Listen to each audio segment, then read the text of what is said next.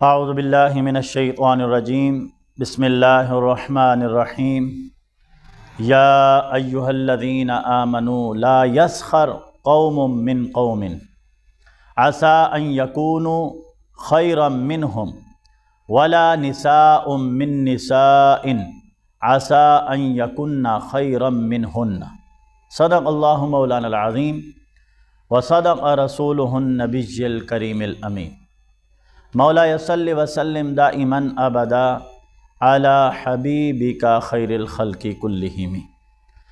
حمد و صلوات کے بعد نہایت واجب الاحترام حاضرین و سامعین، آج کا ہمارا موضوع سورہ حجرات کی روشنی میں آیت نمبر 11، اس کا پہلا حصہ میں نے تلاوت کرنے کا شرف حاصل کیا۔ اس میں اللہ رب العزت نے ایمان والوں کو ایک حکم ارشاد فرمایا ہے۔ اصلاحی معاشرہ اور قرآنی اسلوب کے بنیاد پر ہم سورہ حجرات کا اگر مطالعہ کریں تو ہمیں زندگی گزارنے کا ڈھب، زندگی گزارنے کا طریقہ، زندگی گزارنے کا ایک مقصد اور زندگی گزارنے کا جو انداز ہے وہ نظر آتا ہے، تربیت نظر آتی ہے اللہ رب العزت کی طرف سے۔ اور آپ دیکھیے کہ اللہ رب العزت اپنے بندوں کی تربیت کتنی محبت کے ساتھ فرماتا ہے۔ خطاب کیسے فرما رہا ہے؟ فرمایا یا ایھا الذین آمنوا، ایمان والے کہہ کر پکارا ہے۔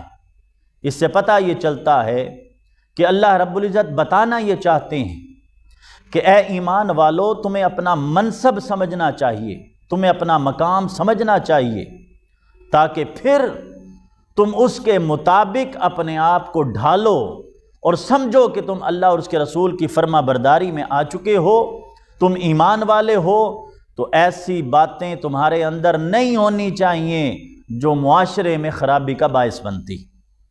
اس میں سے ایک خرابی کا ذکر آج ہم کریں گے جو ہمارے معاشرے میں اکثر کی جاتی۔ تو ارشاد فرمایا کوئی قوم کسی قوم کا مذاق نہ اڑائے۔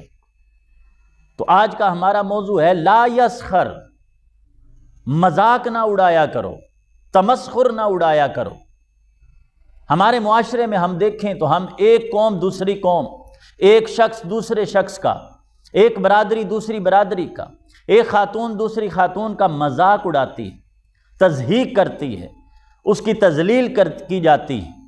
اور آج کے اس جدید دور میں اگر ہم اس چیز کو دیکھیں تو انٹرنیٹ کا دور ہے، سوشل میڈیا کا دور ہے، اور اس میں 80 سے 70% لوگ اس بیماری کا شکار ہیں جس کو آج پرینک کا نام دے دیا جاتا ہے، پرینک کا نام دے دیا جاتا ہے، اور پھر مذاق اڑایا جاتا ہے، پھر اس کی ویڈیو بنائی جاتی ہے، پھر اس کی ویڈیو کو پورے معاشرے میں پہنچا دیا جاتا ہے اور اس کی تذلیل ہر جگہ کی جاتی ہے، پھر اس سے پیسے بھی کمائے جاتے ہیں۔ تو اس کمائی میں بھی نقص ہے۔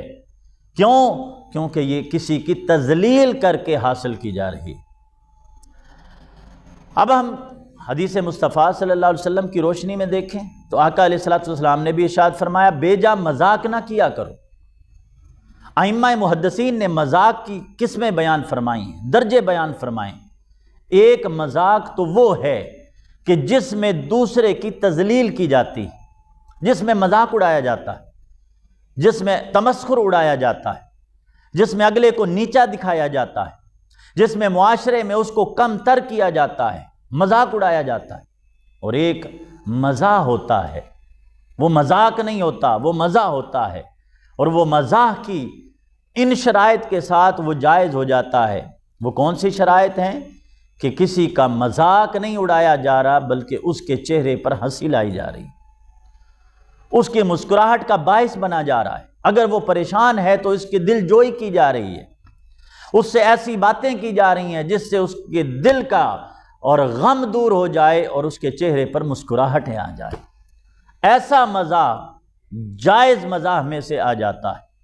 حدیث مصطفیٰ صلی اللہ علیہ وسلم کی روشنی میں اگر ہم دیکھیں تو آقا علیہ السلام کی سیرت سے بھی ہمیں ایسے مزاح کا ہمیں عنصر ملتا ہے، حدیث مصطفیٰ صلی اللہ علیہ وسلم ملتی ہیں، آقا علیہ السلام کی سیرت ملتی ہے کہ آقا علیہ السلام بھی ایسا مزاح فرماتے۔ جب آقا علیہ السلام نے ارشاد فرمایا بیجا مذاق نہ کیا کرو، مزاح نہ اڑایا کرو، تو صحابہ نے عرض کیا یا رسول اللہ صلی اللہ علیہ وسلم آپ بھی مزاح فرماتے ہیں؟ تو آقا علیہ السلام نے ارشاد فرمایا میں جب مزاح بھی فرما رہا ہوں تو وہ بھی حق پر مبنی ہوتا ہے، یعنی میرے منہ سے ہمیشہ حق نکلتا ہے، حق کے سوا اور کچھ نہیں نکلتا۔ تو آپ دیکھیے آقا علیہ السلام اگر مزاح بھی فرما رہے ہیں تو وہ بھی حق پر مبنی ہے، جھوٹ پر مبنی نہیں۔ اور مزاح ہوتا وہی ہے کہ جس سے اگلے کے چہرے پر مسکراہٹیں آ جائیں، اس کی دل آزاری نہ ہو۔ اگر ہم دیکھیں ایک شخص آقا علیہ السلام کے پاس آیا، عرض کیا یا رسول اللہ صلی اللہ علیہ وسلم مجھے ایک اونٹ کی ضرورت ہے، اونٹ چاہیے۔ اب آقا علیہ السلام نے جواب دیا کہ اونٹ تو نہیں ہے ہمارے پاس، اونٹ کا بچہ ہے۔ عرض کی یا رسول اللہ صلی اللہ علیہ وسلم مجھے تو اونٹ چاہیے، اونٹ کی ضرورت ہے، اونٹ کے بچے کا میں کیا کروں گا؟ آقا علیہ السلام نے فرمایا بھئی ہمارے پاس تو اونٹ کے بچہ ہوتا ہے، بچے ہوتے ہیں، اونٹ تو نہیں ہے۔ جب تیسری مرتبہ انہوں نے حیرانگی سے پوچھا حضور مجھے اونٹ چاہیے، اونٹ کی ضرورت ہے، تو آقا علیہ السلام نے فرمایا ہر اونٹ کا بچہ ہی تو ہوتا ہے۔ تو بات بھی کر دی اور سمجھا بھی دی اور مسکراہٹیں بھی لے آئیں کہ واقعی ہر اونٹ کسی نہ کسی اونٹ کا بچہ ہی ہوتا ہے۔ پھر آقا علیہ السلام کا ایک واقعہ یوں بھی ملتا ہے کہ حضور نبی اکرم صلی اللہ علیہ وسلم ایک بدوی، ایک دیہاتی آقا کے شہر میں آتا تھا، مدینہ پاک میں آتا، حضور کے لیے گفٹ اور تحفے بھی لاتا تھا اور اشیاء بھی لاتا کہ مدینے میں مارکیٹ میں بیچ دوں گا، کچھ پیسے آ جائیں گے۔ ایک مرتبہ وہ بازار میں تھا، آقا علیہ السلام پیچھے سے تشریف لائے اور اس کی آنکھوں پہ ہاتھ رکھ دیا۔ اب جب ہم اپنے معاشرے میں دیکھیں ہم کسی کے آنکھوں پہ ہاتھ رکھتے ہیں تو سب سے پہلا نام ہمیں اس کا آتا ہے جس سے ہمیں سب سے زیادہ محبت ہوتی کہ وہی یہ کام کر سکتا ہے۔ آقا علیہ السلام نے جب ان کی آنکھوں پہ ہاتھ رکھا تو وہ اپنے محبوب آقا کی جسم کی خوشبو سے ہی پہچان گئے تھے کہ میرے آقا ہیں، لیکن انہوں نے نام نہ لیا کہ جتنی دیر حضور کے ہاتھ ان کے آنکھوں پر لگے رہے، اور اپنی کمر کو آقا علیہ السلام کے علم نشرہ والے سینے سے چمٹاتا رہا، رگڑتا رہا کہ حضور کے جسم اقدس میرے جسم کے ساتھ لگے گا اور برکتیں حاصل ہو جائیں۔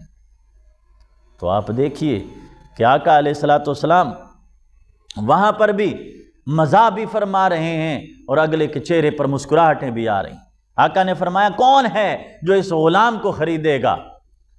تو آقا علیہ السلام سے عرض کرنے کہ حضور آپ کا یہ غلام تو بڑا سستا ہے۔ آقا نے فرمایا نہیں، اللہ اور اس کے رسول کے ہاں تیری بڑی قیمت ہے۔ کیوں؟ کیونکہ تو اللہ اور اس کے رسول سے محبت کرتا ہے۔ تو محبت بھی ظاہر فرما دی اور اپنی محبت بھی اور مزاح بھی آقا علیہ السلام نے فرما دی۔ اسی طرح ایک خاتون آئی آقا علیہ السلام کی بارگاہ میں، عرض کیا یا رسول اللہ میرے لیے دعا کیجئے میں جنت میں چلی جاؤں۔ آقا علیہ السلام نے ارشاد فرمایا بھئی بوڑھے تو جنت میں نہیں جائیں گے۔ اب آقا علیہ السلام نے یہ بات ارشاد فرما دی۔ اب وہ خاتون حیران رہ گئیں، ابھی اسی حیرانگی میں تھیں، آقا علیہ السلام نے ارشاد فرمایا بوڑھے جوان ہو کر جنت میں جائیں گے، جوان ہو کر جنت میں جائیں گے۔ تو اس سے یہ بات بھی پتہ چلی کہ ہر جنت میں جانے والا شخص جوان ہو جائے گا۔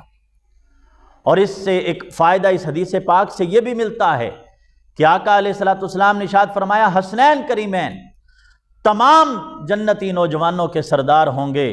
تو پتہ چلا جب جنت میں جائیں گے ہی سارے نوجوان تو آقا علیہ السلام نے سرداری حسنین کریمین کو عطا فرما دی۔ تو آپ دیکھیے کہ آقا علیہ السلام مزاح بھی فرماتے تھے اور اگلے کے چہروں پر مسکراہٹیں بھی لے آتے تھے۔ تو اس لیے اعلیٰ حضرت نے فرمایا تھا جن کی تسکین سے روتے ہوئے ہنس پڑے اس تبسم کی عادت پہ لاکھوں سلام۔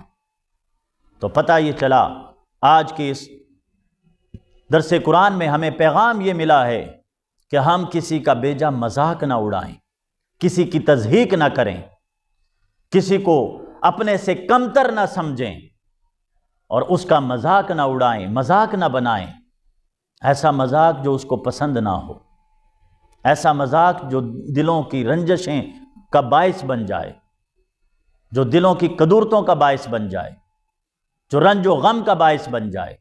اللہ رب العزت کی بارگاہ میں دعا ہے اللہ رب العزت ہمیں عمل کرنے کی توفیق عطا فرمائے۔ وما علیہ الا البلاغ المبین۔